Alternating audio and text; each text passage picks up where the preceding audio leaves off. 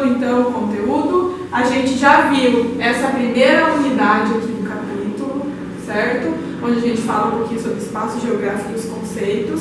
Esses aqui a gente já viu bastante durante as aulas, né? Agora a gente vai entrar então um pouquinho para essa parte aqui que vocês fizeram já no período agora de quarentena, tá? Então essa atividade aqui a gente vai dar, esses conceitos a gente vai dar só uma retomada, tá? Para que fique um pouquinho mais claro e tire algumas dúvidas ainda que ficaram.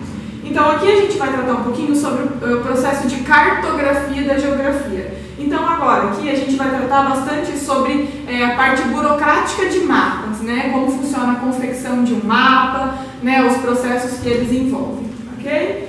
Então primeiro vamos entender o que é um mapa, certo? O mapa nada mais é do que a superfície do planeta Terra, né? Sendo representada num plano, em um papel, ok? Esse mapa também pode ser representado, por exemplo, em um globo, né? Em uma esfera. Ok? Esses mapas, eles ajudam a gente no processo de localização. Hoje em dia, a gente quase não utiliza esse tipo de mapa padrão que a gente costuma ver nos livros de geografia, né? Mas a gente costuma utilizar bastante o GPS, né? Que já vai entrar um pouquinho aqui na cartografia na era digital. Mas no período das grandes navegações, esses mapas eram extremamente utilizados, né? Era o único meio que eles tinham ainda no processo para localizar os pontos, né, da superfície terrestre. Falando um pouquinho de cartografia na era digital.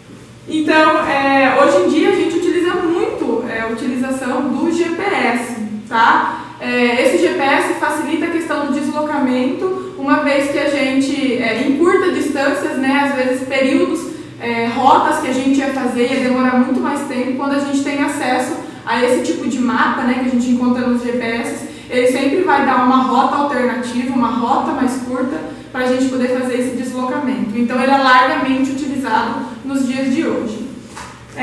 Falando um pouquinho sobre o sistema de orientação.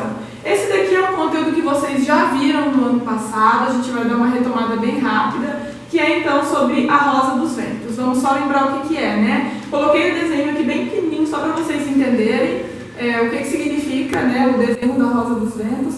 Nada mais é do que pontos, os pontos cardeais e os pontos colaterais que a gente utiliza para localização de qualquer ponto, qualquer objeto, qualquer pessoa em um mapa, correto? Então vamos só lembrar, quais seriam os pontos cardeais que a gente utiliza, né?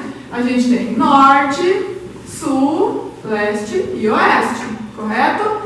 Lembrando os pontos colaterais agora, a gente tem aqui em cima, entre o norte e o leste, o nordeste. Entre o leste e o sul, a gente tem o sudeste. Entre o sul e o oeste, a gente tem o sudoeste.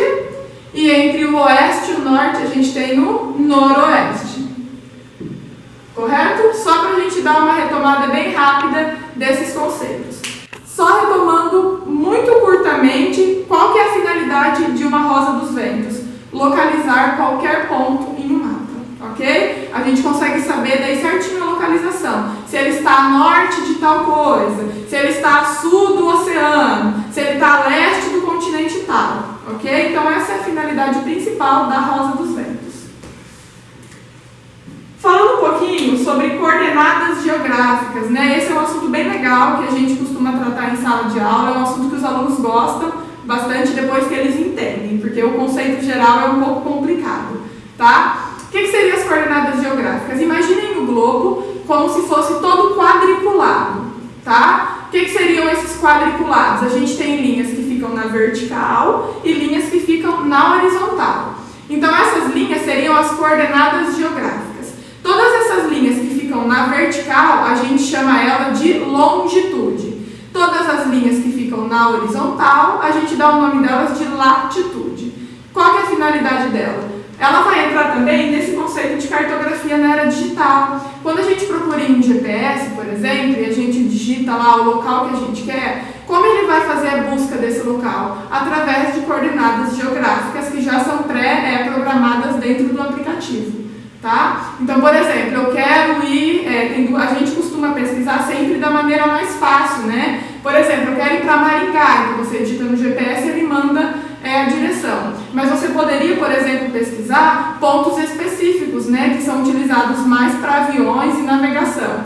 Que seria como se fosse assim, por exemplo, 23 graus, 14 minutos e 15 segundos, tá? Então, esse tipo de sigla que a gente utiliza são termos mais utilizados principalmente para navegação marítima e para via aérea, tá? Então, a gente acaba sempre pedindo a localização do ponto específico pelo nome, tá? Mas nada mais são do que coordenadas geográficas que vão determinar onde tal ponto do mapa vai estar, correto?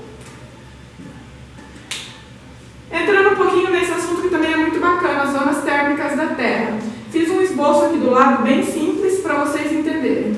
Vamos imaginar que todas essas linhas são as linhas imaginárias que a gente tem na Terra, né? A linha do Equador, aquela principal, que vai dividir a Terra ao meio, entre norte e sul. Depois a gente tem os trópicos, né, de Capricórnio, que é o que passa aqui pelo estado do Paraná, e o trópico de Câncer acima do Equador. Depois o círculo polar norte e o polar sul. E além do meridiano de Greenwich, correto? O que essas linhas imaginárias vão fazer? Elas são delimitadas mais ou menos de acordo com a intensidade de sol que vai pegar nessas áreas. Então, por exemplo, as áreas próximas à linha do Equador são as áreas onde vão ter mais incidência de luz solar, pela proximidade e pelo formato da Terra. Então, por exemplo, vamos colocar aqui a linha do Equador, seria essa linha aqui, a principal. Então, toda essa área aqui vai ser a área onde vai receber, da linha do Equador até os trópicos, vão ser áreas que vão receber uma maior incidência de luz solar, correto? Então, essas áreas são chamadas de zona tropical, ok? Pela incidência de luz solar. Entre os trópicos e o ponto dos círculos, a linha imaginária dos círculos, que seriam essa área aqui, acima do Equador, e essa área aqui abaixo do Equador, a gente tem a chamada zona temperada. Por que a zona temperada? São áreas onde tem períodos quentes, mas também tem a ocorrência de períodos frios, tá? O território brasileiro, de maneira geral, ocupa a maior parte da zona tropical, mas a nossa região, como a gente está bem ao extremo sul do país, a gente já fica na zona temperada. Por quê? A gente tem longos períodos de verão, né, com temperaturas altas, mas a gente tem alguns períodos do ano onde o inverno é bem rigoroso para a gente, típico de uma região de zona temperada. A gente tem aqui em cima, então, acima do Círculo Polar Ártico e abaixo do Círculo Polar Antártico, as zonas polares. O que são essas zonas polares? Aquelas áreas onde as temperaturas são mais baixas devido a pouca incidência de luz solar, ok? Então, resumindo, o que vai caracterizar cada uma dessas três zonas térmicas da Terra? A incidência de luz solar. Onde o Sol vai incidir de maneira mais intensa, a gente vai chamar de zona tropical. Onde ele vai incidir de maneira intensa, mas também tem períodos característicos de inverno, a gente vai chamar de zona temperada. Já nos polos, né, norte e sul, onde a incidência de luz solar é menor e a gente tem como característica invernos rigorosos, a gente vai chamar de zona polar, ok? Para a gente finalizar, vamos falar um pouquinho de elementos que compõem um mapa, ok? Que elementos que quando a gente pega o livro de geografia e a gente abre em qualquer mapa que tem no livro, que elementos que a gente consegue observar? A gente vê o título, correto? Qual que é a importância desse título em um mapa? É ele que vai mostrar pra gente qual informação esse mapa quer mostrar. Se é um mapa de vegetação, se é um mapa de solo, se é um mapa político onde vai ter delimitação de estados de um local, ou de países, ou de mapas de continente. Então, o título é a nossa primeira impressão que a gente tem no mapa, correto? É aquele que a gente vai olhar e vai ver e vai falar, esse mapa está tratando sobre tal assunto, correto? A gente tem também a orientação, que também está exposta no mapa, só que na parte bem de baixo, a parte bem inferior do mapa.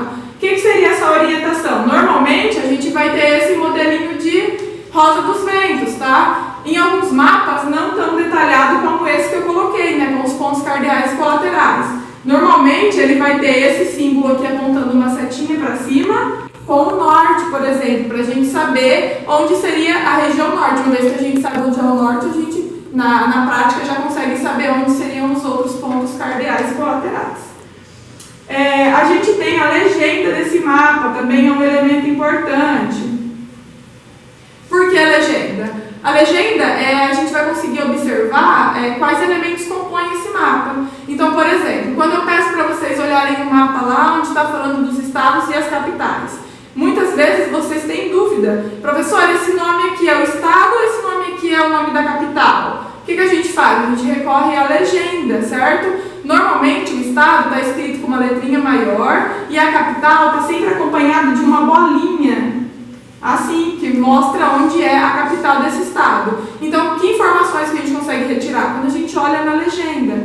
Outro exemplo, um mapa sobre minerais encontrados na América, por exemplo. Aí tem lá que em tal local ocorre muito ouro, tal local ocorre muito chumbo, ocorre muito zinco. Como que eu vou saber o nome desses minerais se lá no mapa eles estão em formato de desenho? A gente vai olhar na legenda, a gente recorre à legenda, vê lá o que significa aquele quadradinho amarelo. Olha lá na legenda, o quadradinho amarelo significa ouro. Então essa legenda é muito importante para a gente conseguir entender as informações que estão dentro do mapa. Outro elemento muito importante que a gente vai ver no mapa é a fonte, tá? O que significa essa fonte? A fonte é da onde essas informações foram retiradas e daí a gente consegue saber se esse mapa é um mapa seguro, né, que ele vai passar credibilidade, a gente pode confiar nesse mapa ou não, correto? Então, normalmente a fonte está associada ao órgão que fez esse mapa, correto? Então, por exemplo, a fonte pode ser do IBGE, da Mineropar e entre outros tantos que são